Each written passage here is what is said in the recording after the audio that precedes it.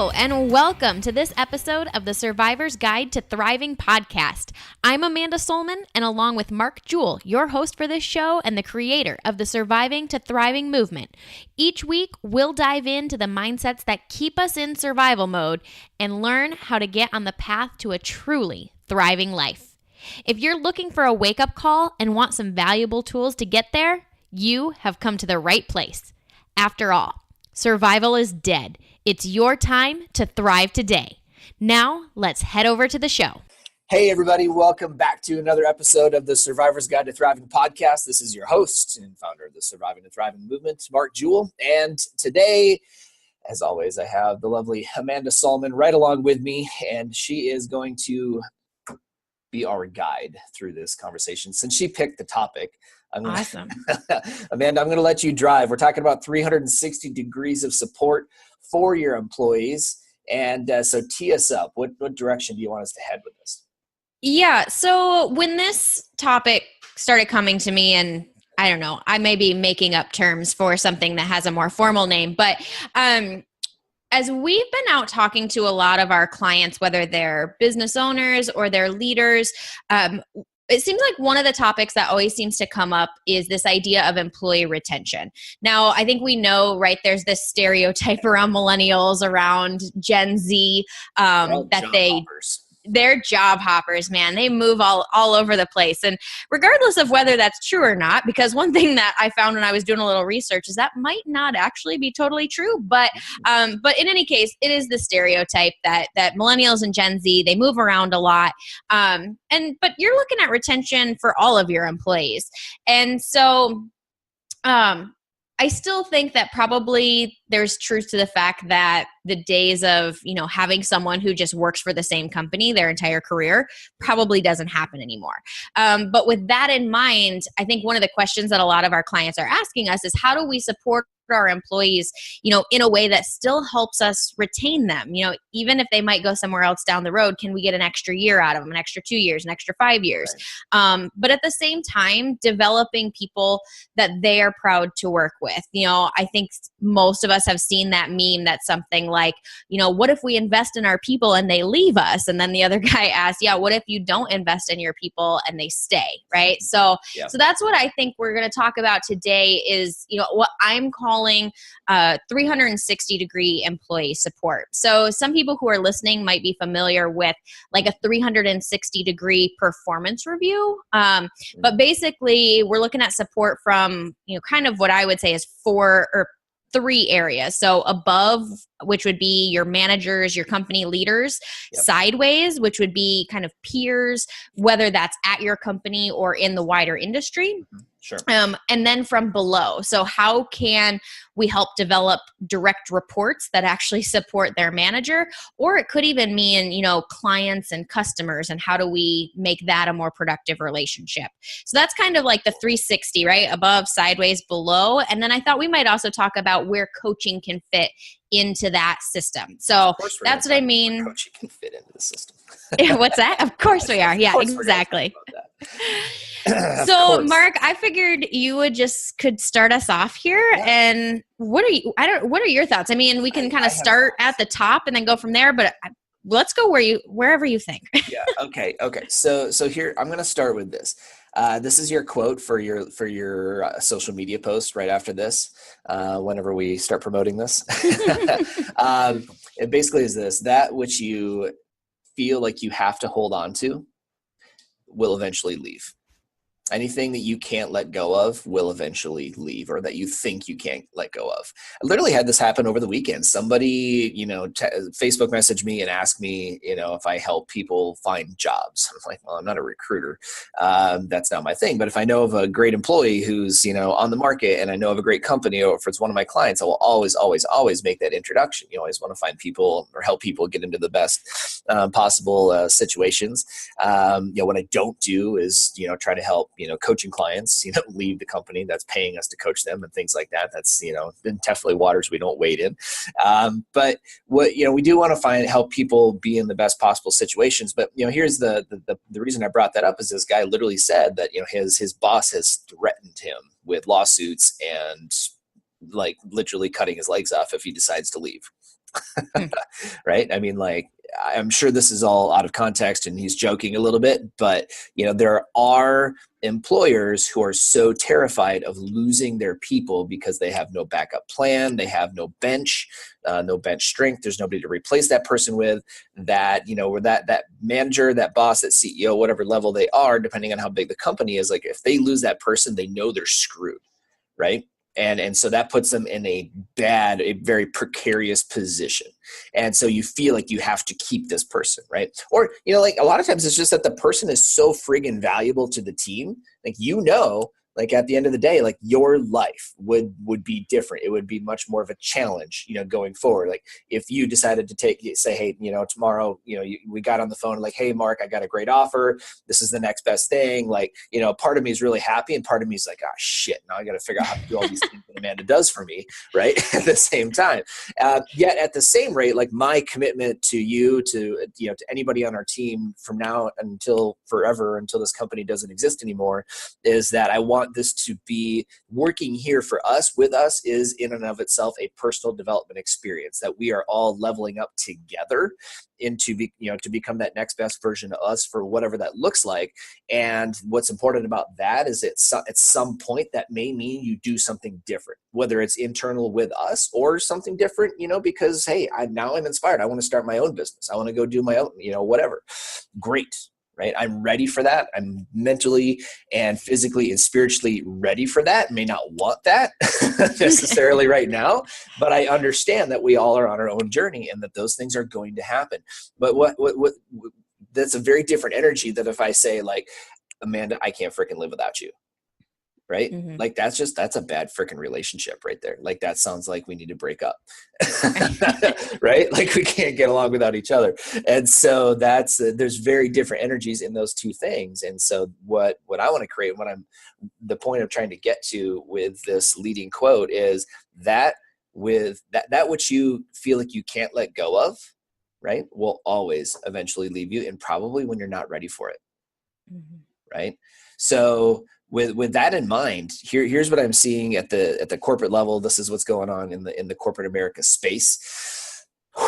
I'm going to start at the top. We have a lot of leaders who are so caught up in the details of the day-to-day, managing all of the what I call time overhead, right? All of the things that are sucking up your time, that you're not spending enough time investing in the coaching and the development and the working with your team.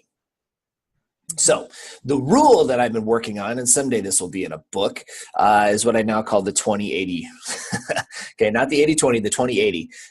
What I'd love to see more CEOs, bosses, managers, division leaders, team leaders, et cetera, those that are managing at least 5 or more people, is that they are spending only 20% of their time in the detail, overhead, worky stuff. 80% of their time is invested in working on, whether it's development plans, one-to-one coaching, group coaching, working with your team, doing team stuff, whatever that looks like for you and your organization, is actually 80% of your time as a leader needs to be spent working in the development of your people so that they can do the things that need to be done, not you. And this is where I'm seeing like a lot of the overall topic is, how do we support people with a 360-degree approach? The reality is most people will never ask for that, right? I'll never ask for nobody. Your employees are not going to come up to you today and say, you know what, Amanda, I need a hug. Like, can you provide me with like the support to help me feel, valued and significant and connected, and like, can you help me find the variety that I need to have in my job, right? Can you help me experience more significant? Like, nobody's going to come up and ask you for that today, right? So it's your job as a leader to help create systems and scenarios and all the different things so that people can experience that. Nobody's going to just flat out, come up and ask for that today. So that's, in my opinion, that is the leader's job, to help create an atmosphere, an environment within which people are comfortable, maybe even asking for some of that stuff. So, well, and I was just having a conversation about something similar with some folks the other day. As a leader, we often think, okay, so the higher up you go, yes, there's some of that day to day, but like the purpose of leadership to some extent is to be that strategic vision casting person, right? You Yep. should be spending time thinking about the things that those, what we call in the trenches, don't have time to think about, right? So the people who are doing the work for your clients, who are out talking to customers, like their responsibility truly is to be in the day-to-day nitty-gritty, and your job as a leader is really to kind of be a step above that, where you can think about the bigger picture, about the vision. And to me, how helping develop your people is part of that vision. I think so many leaders get caught up in the vision of the actual business, the actual selling, the actual product development, and that absolutely needs vision and strategy as well. But people development to me is part of that. That, if you're a salesperson, or you're, an account exec, right, down in the trenches, like, maybe you're thinking about your own development, but you're not Right. thinking about the entire team's development, but somebody one or two levels above you. Like, to me, that should be core to your responsibility. Yeah, absolutely. So let's just take this from the other angle though, right? Because we get plenty of managers, leaders, bosses, CEOs, business owners, et cetera, that say, well, I pay my people well. They should just show up and do the damn job. Right? That's kind of the other side of like, well, do I really need to provide? Do I need to invest more in them from a personal development standpoint? Shouldn't they just be able to figure that out? Right? And you know what? Let's be honest. Like, some of that is on the person, the employee, in my opinion, to be able to, kind of take the reins. Let's look at the different resources. Like, it's super easy to go out to Amazon right now and find something I want to learn more about and buy the book and have it tomorrow. Right? Mm-hmm. You can literally start that. Like, that's a thing. It's noon in the central time zone as we record this. Okay. It's lunchtime. It would be really easy, for you. In fact, you know what? We have like 10 people sitting here watching, taking in some personal development as we record this live on Facebook right now, right? There's an opportunity to go and learn something all the time. There's YouTube is free, unless you get the upgraded, $13.99 a month version, which is great, by the way. I use it every day.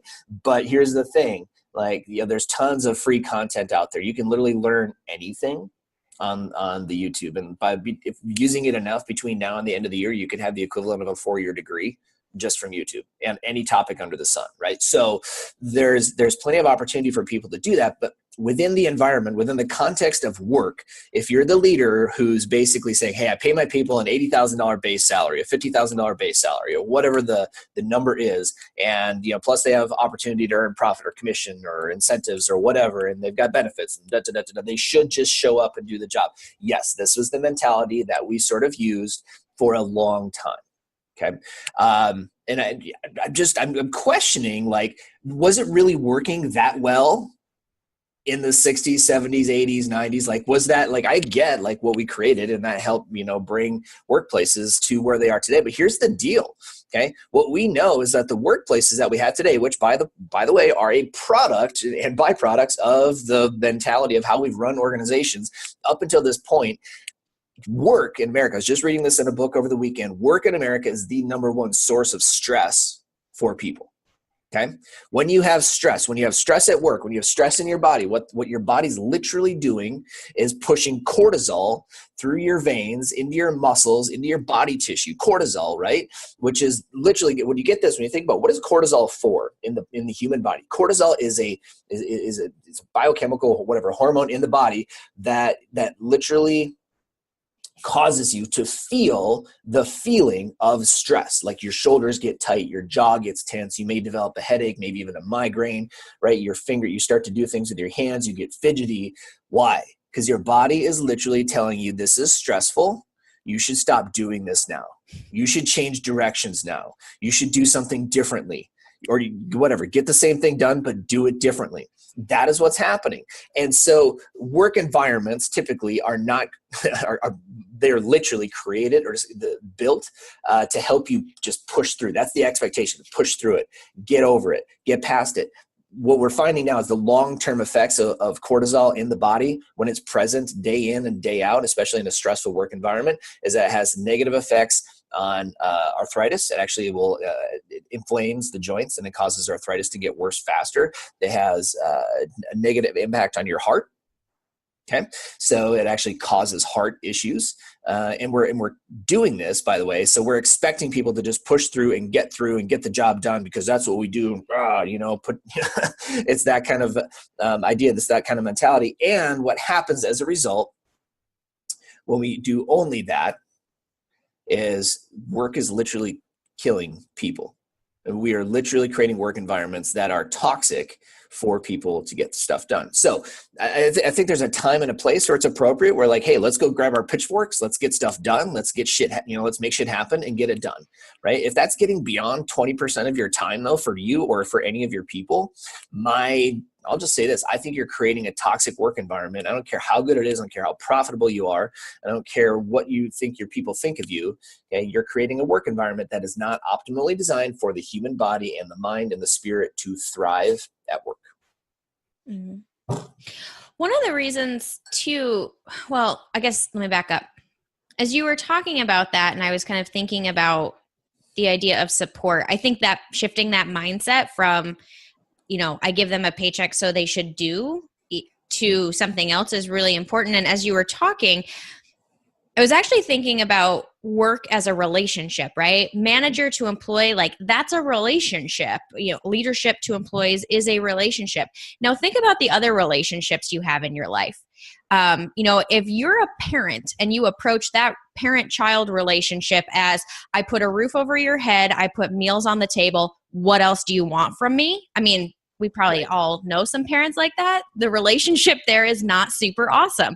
Think of your spousal or significant other relationship. Right. If you're like, I contribute money to this household to make it run, what else do you want from me? Like, also probably not a super good relationship. So the fact that we often take that mindset in the workplace from a leadership standpoint is kind of mind-blowing, that we say, I give you money, what else do you want from me? And then we wonder why people don't give us the performance we need. Like, It's a relationship, the same as anything else, and it requires more than just transaction.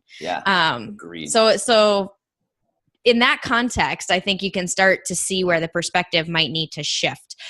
So I'm curious, Mark, as you look at clients we've worked with or, even other companies we haven't worked with, but maybe you've read about or watched videos about, what are some examples of how leaders and managers truly are supporting their people really effectively? Mm-hmm.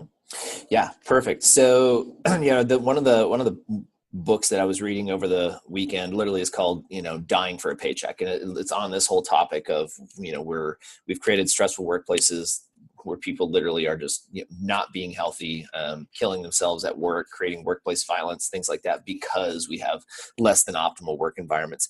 So a really good example of one that is outside that realm, a company called Aetna, which is a health insurance company, AETNA.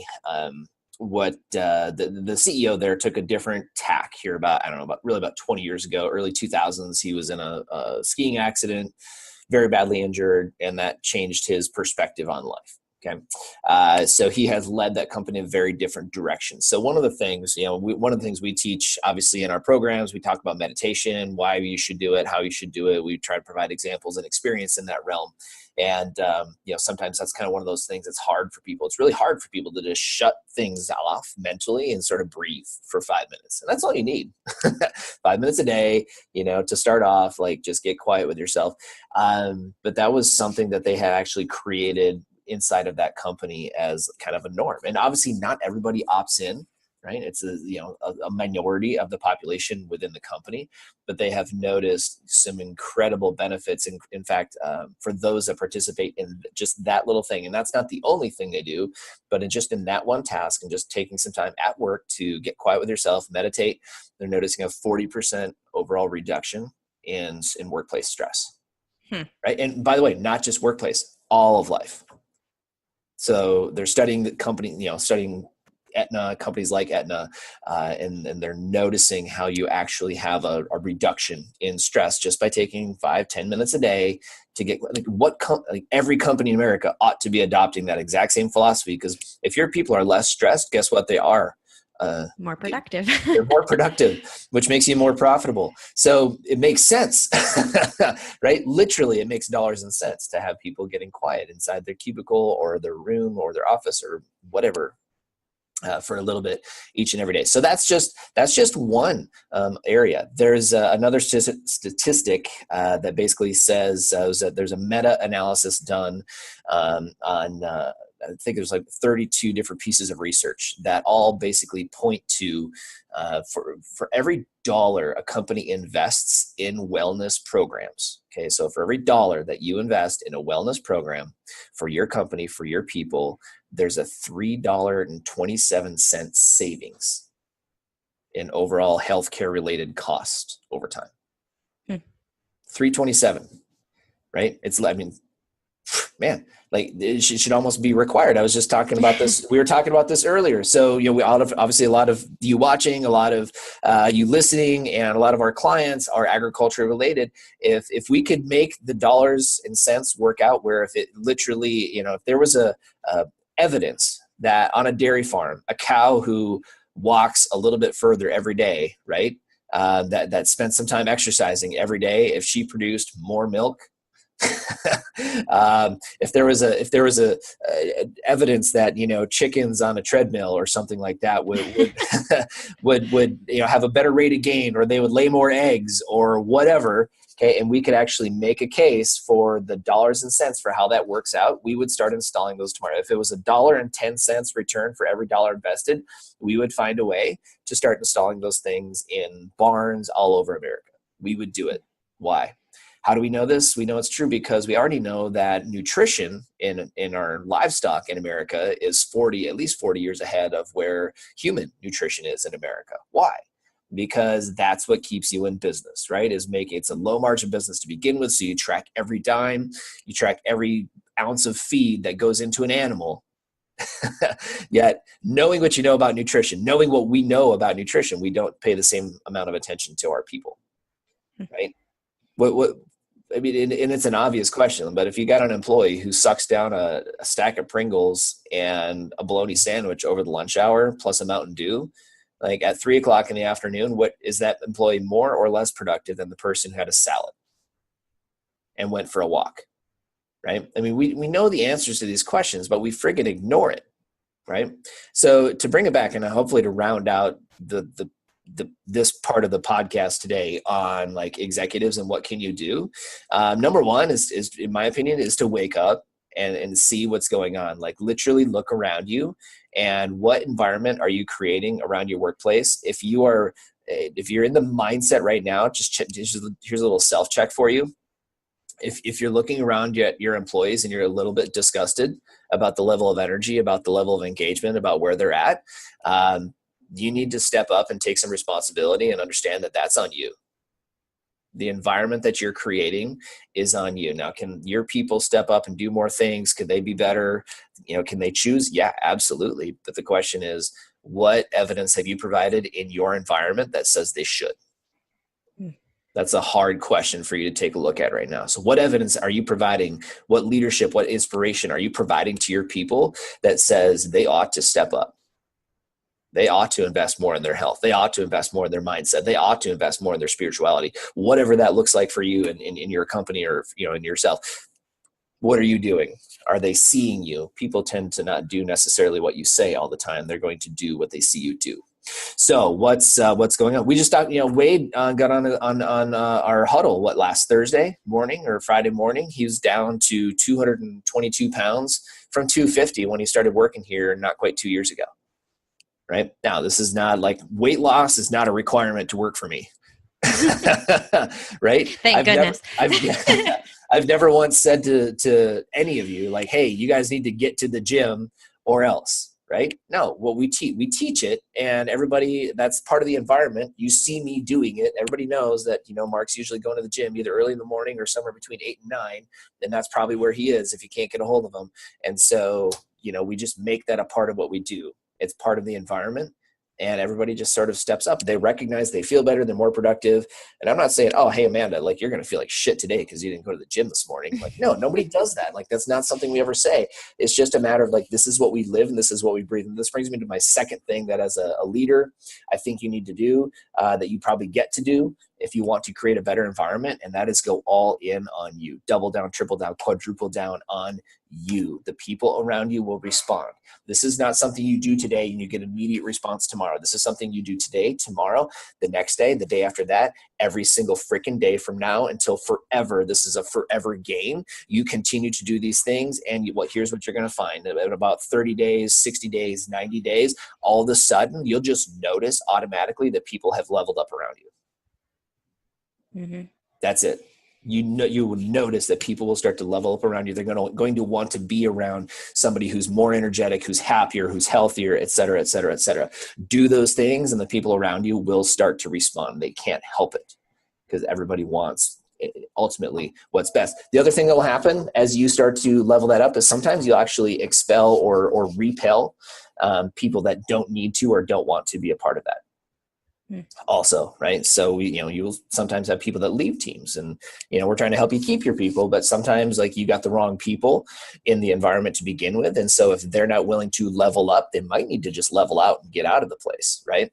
And that gives you room to have more people, to bring in more people that do fit that culture that you're trying to create, and that's good. Right. So some turn and some churn is good. And as you create, define that culture for your team, for your business, for your company, whatever, as you define that and start to live that each and every day, like that will eventually level out. And you'll start to have the right kind of people that want to be a part of what you've got going on. One of the things I guess that I'm most proud of, to brag a little bit, I can't think of a week that's gone by in 2018 where we haven't had somebody reach out to us either via email, messenger, text, whatever, and say, Mark, how do I come work for you? I literally, I think every week this year I have a list of people, like 18 people long right now, of people that have wanted to be a part of what we've got going on. Right. Mm-hmm. And then, yes, I'm bragging. And I'll tell you this, it's 5 years of commitment for sticking to my guns, with culture being the primary thing that I'm trying to create here. We will defend our culture at all costs. That's it. So let's go to the next one, because I do want to talk about so how do you create those peer systems? Because that's an important piece too. This is something we would not be having this conversation if I didn't have this in my life. I know that for sure.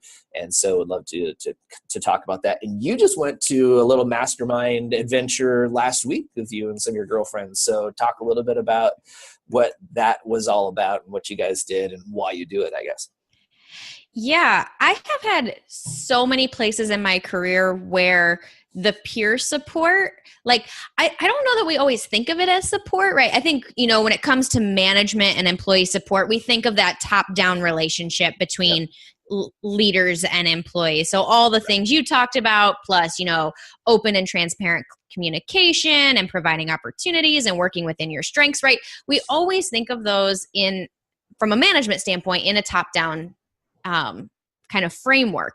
But I will say in my career, those parallel relationships have been absolutely critical to my personal development, at least. To have those people within your company who are there in the trenches with you, right? They were at that meeting with the client. They know what it was like, or they're new too. And so they're struggling with the same things you're struggling with. I think that's something we hear particularly in our Millennial Mastermind program, although it shows up in the other programs as well. But that idea that I'm here with people who are about the same experience level as me, and holy crap, I'm not alone. I'm also struggling with situation X, Y, and Z.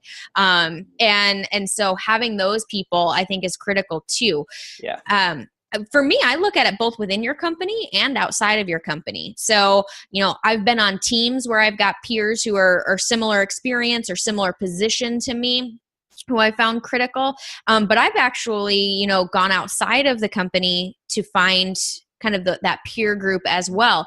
You mentioned I'm part of a mastermind group. You're part of a mastermind group, right? And the kind of cool thing about mastermind groups is you can sort of tailor them to what sort of development you're looking for yourself. So Mark, I know you're in one that's, a lot of business owners, small business entrepreneurs, that sort of thing, because that provides a kind of common ground perspective. the mastermind group I'm in is a group of all women, we all working in agribusiness to some extent, but a lot of us work from home or own our own business. So like we have that unique perspective in this industry, and so the kind of cool thing about mastermind groups is it's peer support, but it also is peers who are pushing you to be better, right? This is not just the friends you go to the bar with on Friday night, although if you do that with your mastermind or your work peer group, that's cool too. But like sometimes you can create peer groups that are really there to drive you forward, not just to, kind of powwow about the things that you're experiencing at the same time. Right. If that makes sense. Yeah. Well, and I think any group like that should be something that is, maybe helping create some accountability for you, that helps push you further, faster, that you can go to confide in. One of the big things for me where my mastermind group is so important for me is that until I had one, I was assuming that nobody could be screwing this up as badly as I was. Mm-hmm. Right? That was like, I was certain that nobody was screwing this up as badly as I was, quite frankly. And this is what we find with a lot of our coaching clients, right? So salespeople, managers, leaders, et cetera, Thriving Leader and our Army program, anybody who comes through, one of the biggest assumptions, and this is one of the biggest mistakes I see people making in the corporate space, is they're assuming that they're screwing it up and everybody else is getting it right. Mm-hmm. Right. And so that's one of the big things. And so peer groups basically help you realize that you're not the only idiot who's out here like screwing this up and doing as badly as you think you are. In fact, you're probably not doing it nearly as badly as you think you are. Like, I know that I've made some like really terrible decisions over time. And so sometimes like when I get in a funk, I'll be beating myself up like, why'd you do that? Why'd you commit to that? Why'd you spend that money? Da, da, da, da, da. And then I'll go to my mastermind group and I find somebody who's done it 10 times worse than me. And I'm like, okay, we can make it. We're going to get through this, and that's the reality is like, there's always somebody else who's also experiencing what you're going through. Like, I know you're special and I know you're unique and all that good stuff, but not that special and not that unique. Okay, like, let's be honest. Well, and I think that's something that, and you'll kind of hear us trickle in things about coaching throughout, but I think that's one thing about why we choose to structure our coaching programs the way we do, which might be different from other coaches out there who primarily deal in the one-on-one coaching space. And not that, we do some one-on-one coaching, but in most of our programs, we really do structure it more in a small group setting to create that mastermind effect. Right. Because, we as coaches obviously have perspective and advice and ways to think about things. But, we haven't run in your job specifically. And so in some cases, some of our small groups are people who have been in very similar positions to you and can share some of that experience. And so we try to build in that. That's literally the reason it's called Millennial Mastermind, is to create that network of folks. So the other place too, though, that I think you can get some of that I always encourage folks, and I guess I'm always kind of surprised to run into people who don't do this, but is to get out in the industry networking with folks. So some of it will be purely professional, right? Learning what job opportunities are out there, learning what companies are available in your space. But my personal experience has been that some of those networking opportunities have really turned into deeper connections. So, I was really involved in the National Agri-Marketing Association, through college and then into my professional career.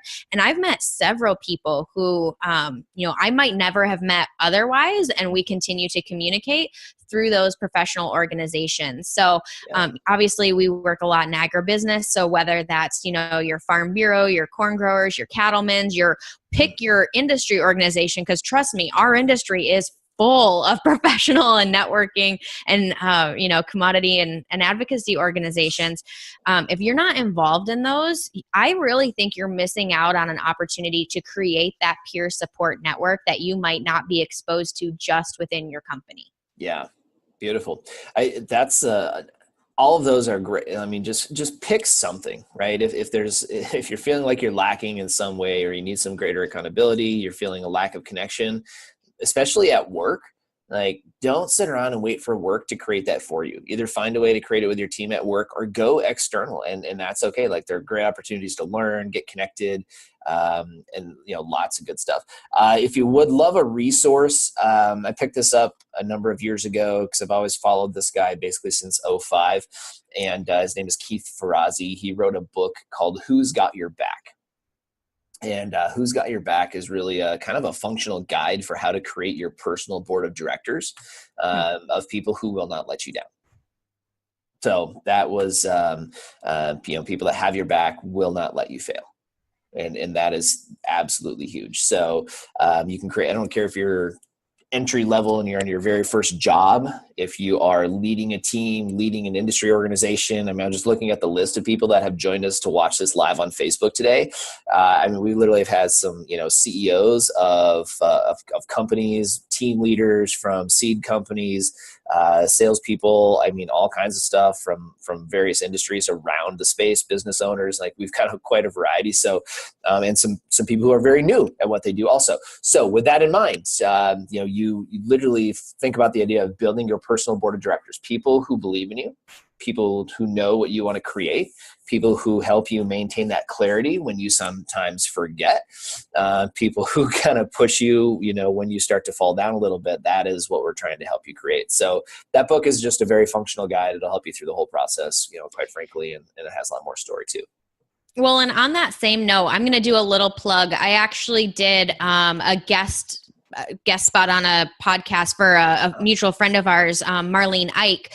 And we talked about building your tribe, and we actually talked about like certain types of people that you might want to have in your network that fill different roles, which I have not read Keith's book. Maybe he gets into that as well, but like looking for people who serve certain purposes so that you don't have all of just, only mentors or only friends or only bosses, right? There's different roles that people can fill in your life. I know we've been talking, and anyway, I'll include a link to that podcast episode in the show notes when we go back. But we've been talking a lot about peer support kind of outside of the company. Yeah. But I think there's definitely ways to create it within the company. So obviously you've got your teammates, depending on kind of the structure, I guess, of your position, you probably have some people on your team. You can look at how to create team projects. One of the things that I really appreciate that some of our clients do are ride-alongs. So putting, two salespeople who, maybe don't work together, one goes and rides with another one in their territory, or, maybe you do, I've even heard of companies that do kind of what I call onboarding buddies. So they match up a new hire with somebody who works in the company to just show them around, show them the ropes. Mm-hmm. And so like, there's lots of ways to build that support network within your company. I just encourage people not to let within the company be the only place you have that support network. Because at the end of the day, you're going to want somebody to talk to after you go home as well. Mm-hmm. Yeah, absolutely.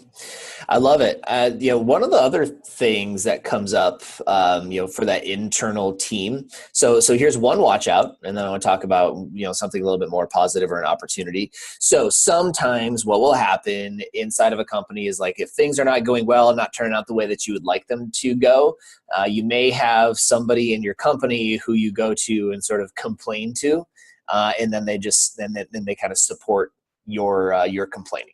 So what the downside of that, okay, it's not bad to have people to go and vent to once in a while. We all need that. But the downside of what can also happen is, we become like, we start blaming, and we just have somebody who kind of sympathizes with our situation, doesn't actually hold us accountable to doing something differently. So that's the watch out.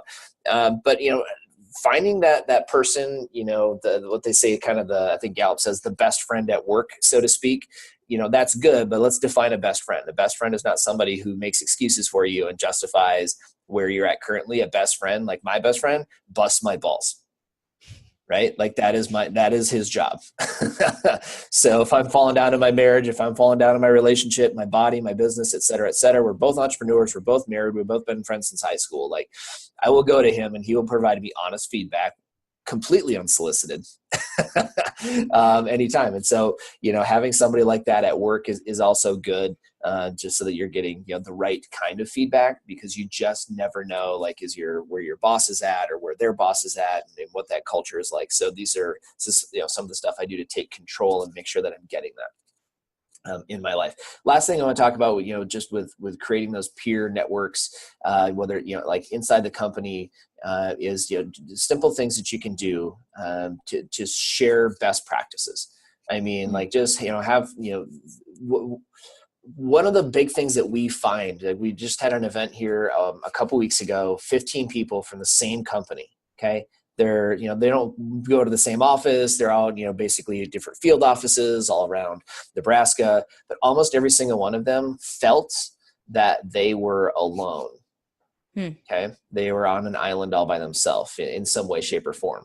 And so it was healthy for them and good for them to recognize that they were not, by themselves, they weren't out on an island, just sort of getting by all alone. And so it was refreshing. And so what can you create internally within the team to help yourself, to help your people, recognize that, hey, somebody else might be screwing it up, but somebody else has got a solution. So best practices, do you have a regular, we're starting this now, right, with our coaching, right? So within our team, now that we have more and more coaches coming onto our team, we've got like half a dozen people now, and we all have our own strengths. We all have our own things, our own drainers. We all have our own best practices, along with kind of the consistent thread that we put into our coaching.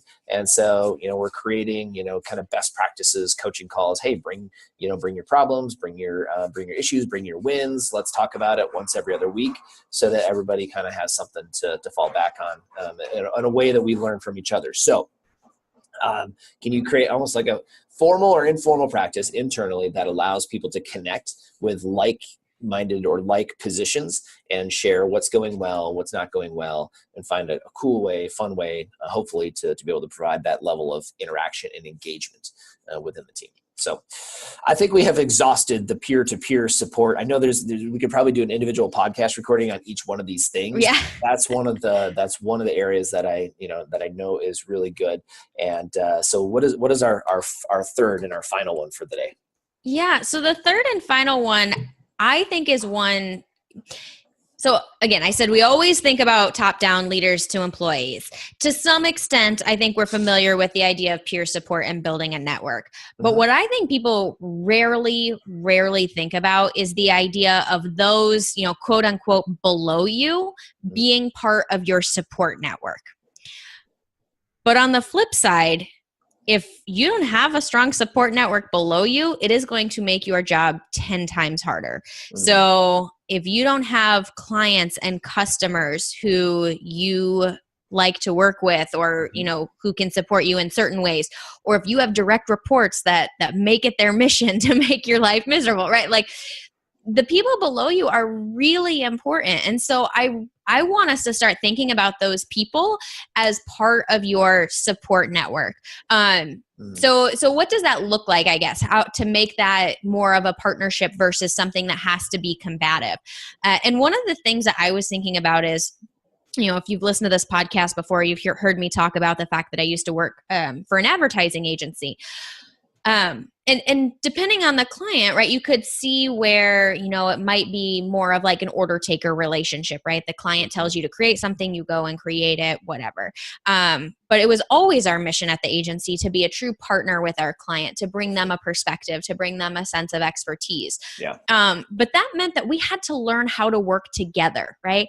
If I was going to make their job easier and they were going to make my job easier, like, that we had to learn how to work together. And so whenever we would hire a new client, or maybe a new hire came on at the existing client, right? So maybe they hired a new brand manager to take over an existing account or something like that. We would actually almost do kind of an agency 101 with them. Like, this is how you communicate with your account executive. This is who you go to when you have a question. This is how you provide feedback on creative, right? Like, it was a download as to, this is how a client, company, and the agency should interact with each other. And the whole purpose of that was to really set some expectations and create clarity around what that relationship could look like. Yeah. And to me, that was definitely part of my support network, because if I had clients who really knew how to work with me and I really knew how to work with them, it's going to make both of us more productive. And so I think in any client or customer-based business, that's something to think about. And it almost goes back to the idea you and I have talked about, and we talk about in all of our trainings, is this idea of you teach others how to treat you. Mm-hmm. Right. And so that's part of creating support. Now, if you want the support of the people below you, like, it's taking initiative to make that a really purposeful relationship in that way, I guess. Yeah. No, I agree. I love the idea of setting the expectations and teaching, whether it's the client or the employee, like, hey, this is how I'd like to be communicated with. If you need to reach me, like, this is when I'm the most available. Like I'll always tell our coaching clients at a live event, I'm not available from 5 to 8 at night. Don't call. I mean, that is it. I mean, if you need something, I can I'll do my best to get back to you after 8 o'clock Central Time in the evenings, or right away the next morning, or whatever, because that's my family time. Like, I will defend that family time, until the end of the day. And so that is, that's my norm. What we see, though, are a lot of people who come into our programs, into our coaching programs, that are like, they're giving up all of that time because they set the expectation poorly, or worse, didn't set any expectation in that relationship early on, either with employees or with customers. And so now they're living in a world that they didn't create, right? They're living in a list of priorities that are not theirs. They're living in a list of priorities that are being set by other people. I know one of my favorite quotes about email is that email is a convenient organizing system for other people's priorities. Right? Which is why I try to avoid it. So, but it's actually not. I just don't like email. I'd rather do it on text message. But that's that's what we start to see, is like, so how can we communicate expectations up and down the chain of command for how I like to be communicated with, et cetera, and not just default to assume that everybody likes to hear it, have it, see it, experience it in a certain way. And so this is getting to the idea of having a more personalized relationship with each person, or with each team, or with each client, as opposed to having just happen, or just, sort of evolves into whatever. Right. So that's important. One of the other things, you and I talked a little bit about is, another way that we create, this 360 degrees of support around people. Right. So let's just go back and review from the top down. Right. So we talked about executive leaders and how executives can, really, I mean, the best thing that we think they can do is go to work on themselves, show up at work as the best version of themselves, watch the people around you start to level up within your team, or level out, and that will help you create a better culture, a great workplace environment over time. So that's one of the things that we get to do. So there's, the executive, or the team leader, or the division leader, or whatever it is that's supporting that team, right? And then we've got our peers. We've got internal peers, we've got external peers, right? So inside, outside the company, mastermind groups, paid, unpaid, like, there's all different kinds of ways you can create that. And now we're talking about, creating that groundswell of support that comes from underneath, that gives you the push sometimes that you need. And I'll just say this: coaches are a great way to get that. There are paid coaches. I spend a boatload of money on me personally. I have 2 coaches, and that's a thing. Like, I can't imagine not having that as a part of my life now. Like, that's really important for me. It's great for accountability. It's great for getting outside perspective. We define coaching at MJST as perspective, feedback, and accountability. Those are the 3 things that we provide our clients through coaching. And so we know that that's important. Here's the other thing. You don't have to pay to get a coach. Like, you literally find somebody. There are tons of people out there who just want to contribute. Maybe it's somebody who's retired, semi-retired, somebody who wants to see you excel, within your business. Somebody who just wants to be involved in, that's invested in your personal growth. This is a great way for you to go find somebody, or encourage your employees to find somebody, or what have you. Like, let's literally build a culture of coaching. I'm anxious to see the day. I don't think that it will work for a company necessarily to have a chief coaching officer and that person does all the coaching for the company. I'd actually hate to see that. But I would love to see somebody who's in charge of building a coaching team that does support a coaching culture within a company. So a company would actually have, individuals who are great at that, at literally getting to know and helping to provide added levels of support. We've seen a lot of companies over time, that have been engaged with those, especially over the last 5 years since I've really been paying attention to it. But I've seen a lot of companies who create, internal coaches. The downside of doing this sometimes, first of all, great idea. Really good idea. Like, I'd love the idea of, having an internal coaching program, but it becomes something that the company makes me do. And as soon as it becomes something that the company makes me do, then it's not cool. It's like you're forcing me to go to counseling, right? You're forcing, so you're automatically assuming there's something wrong with me, right? So it's trying to get away from that idea. But literally having, the manager can sometimes be the coach. Okay, that can work sometimes. I disagree with making an actual part of that person's job description. Exactly. Which is a little bit contrary to our first point, which is level up. But yes, level up and be the best version of you as a manager. If you don't have a heart for coaching, for developing others, that's okay, right? But you got to help your team find a way to experience some version of coaching. If you don't have time for it, if you're not willing to create time for it, if you're not willing to do that, with passion, then, help them find somebody that will push them, that will provide added accountability, added feedback, added support, added perspective, all of the different things that come along with what we think a good coach should do. So that's my last point. Oh, well, and just on that point, one of the things that I also think just to be careful of if you're doing most of your coaching with internal staff is that sometimes people will not open up about what they really are struggling with or really need help with or really frustrated with, either because they're afraid of what that person will think or, making it through the gossip chain. Yeah, exactly. Right, exactly.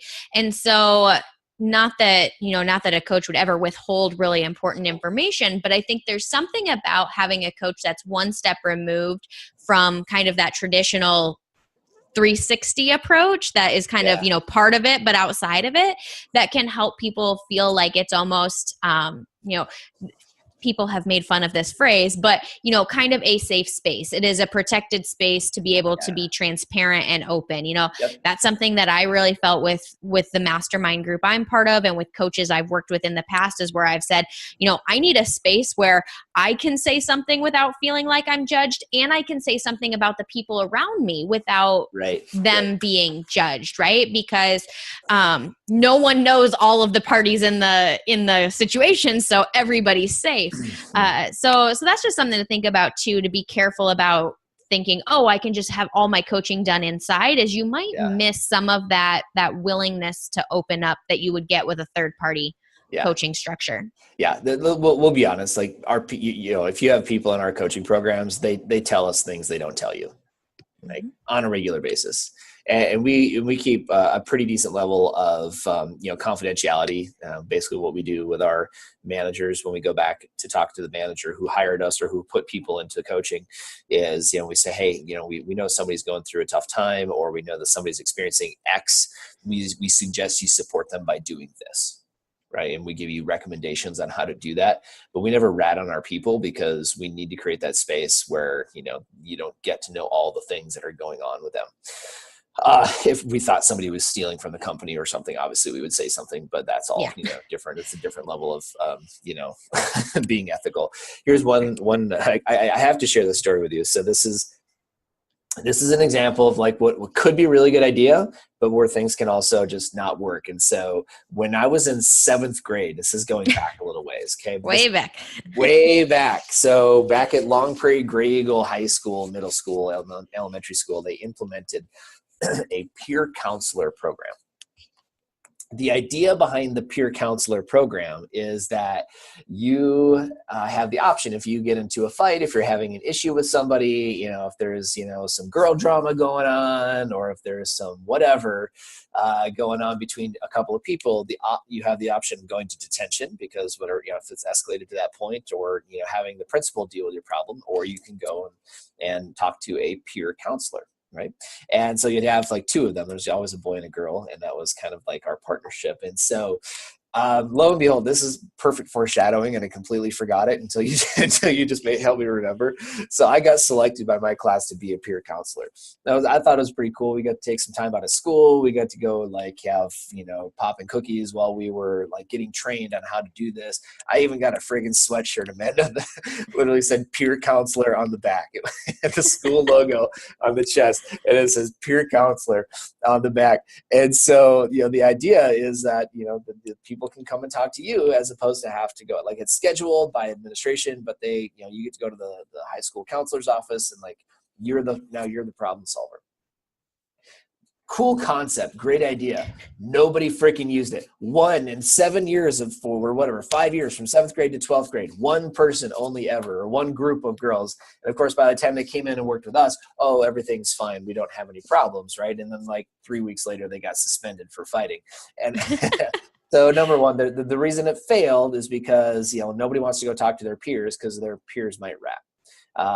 And the other reason that it failed is like, well, now that we're in here, this seemed like a better alternative than talking to my boss or the principal or whatever.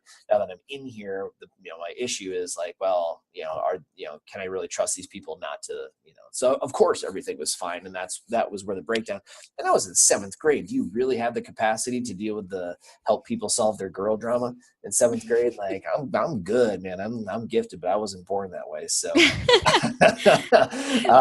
anyway, it led me to think of like, oh, there's a thing they can do. Honestly, at the end of the day, this is what we do for a living, is try to help people become the best versions of themselves. And we believe that when they do, that best version will show up at work, and it will get you work results. There's plenty of data out in the marketplace, out in research universities, et cetera, that backs up and supports that idea.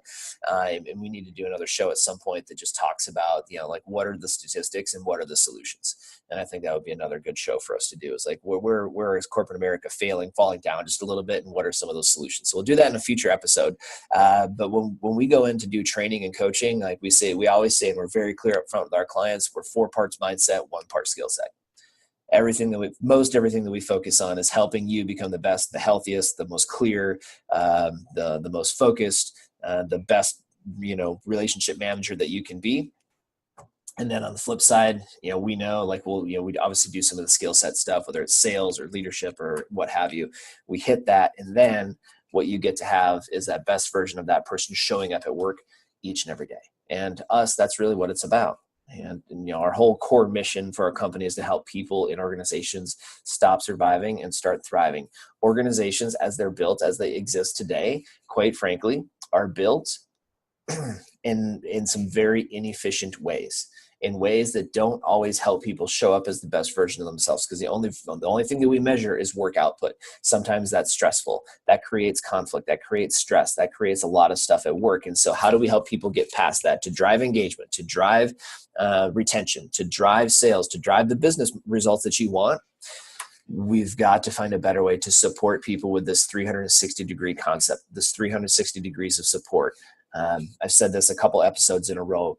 As a leader, I think you have a moral obligation to create a team, a work environment that allows people to show up and be the best version of themselves, and to support through wellness programs at work that support exercise, that support meditation, that support healthy eating, that support common sharing, that support peer groups? Like, is there time built into your schedule and your employee's schedule where they can have, peer-to-peer, consultation, group sharing time, stuff like this, where we actually share best practices? Is it an expectation that they get coaching, that they have mentors, that they have a plan for personal development, whether you create it or they create it? Are these things existing in the work environment or not? Right? And as my coach says, show me your calendar and I'll show you your priorities. And that will tell us where you're at. So with that, Amanda, I'm done with this one. I think we can stick a fork in it. So thank you guys. Over at markjeweltraining.com, we've got a whole heaping host of great resources, from 52 other episodes of this podcast, all the way through blog posts and book recommendations and ebooks and downloads and all kinds of cool stuff. So markjeweltraining.com, that's Jewel with 2 L's. Head on over there and just grab some stuff, have a look around, and then call us, because we can probably help with a couple of things at your company too. So we encourage that behavior. Thank you very much. So with that, my friends, thank you for listening. Thanks for sticking with us. If you're still on the podcast to this point or still watching here on the Facebook Live, we had a lot of people on the Facebook Live today, by the way, like a couple dozen. So thank you guys for tuning in. Thank you for listening to the podcast. Remember that survival is dead, and it's your time to thrive today, my friends. Let's go get it. Thanks for tuning in to the Survivor's Guide to Thriving podcast. You can find the show notes and links to all the resources mentioned in this episode by heading over to markjeweltraining.com/podcast. And if you feel so inclined, we'd love it if you could head over to iTunes and leave us a rating and review. That's what helps us move up in the charts so that more people can find us and start their surviving to thriving journey. See you next week.